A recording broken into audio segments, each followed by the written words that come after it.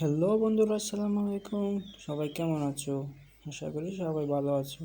আজকে নতুন আরেকটি ট্রিক্স নিয়ে তোমাদের সামনে হাজির হলাম। ট্রিক্সটি হচ্ছে a যদি √3 + √2 হয় তাহলে 1/a সমান কত।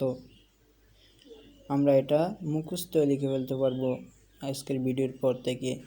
আমি লিখে দিলাম √3 - √2। তুমি বলতে পারো ভাইয়া প্রুফ কি? এটা যে আপনি লিখে দিলেন তার প্রমাণ আছে? হ্যাঁ, প্রমাণ আছে। দেখো 1/a ইকুয়াল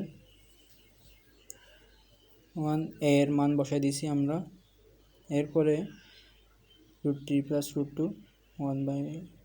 তারপর আমরা কি করি, যেটার প্লাস থাকলে মাইনাস দ্বারা গুণ করি।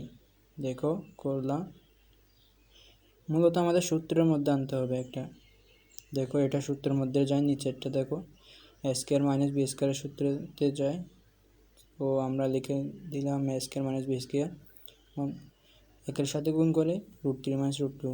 আর এখন উপর আছে √3 - √2, নিচে আছে 3 √1 কাটা গেলে 3, আর হচ্ছে 2 √2 কাছে স্কয়ার হলে 2। আর এখানে দেখো লিখে ফেললাম 3 থেকে 2 গেলে 1। দেখছো চলে আসছে আমাদের কাঙ্ক্ষিত মান।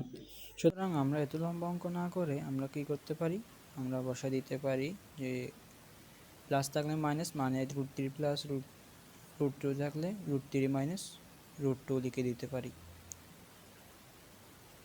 এত লম্বা অঙ্ক করার কোনো প্রয়োজন নেই।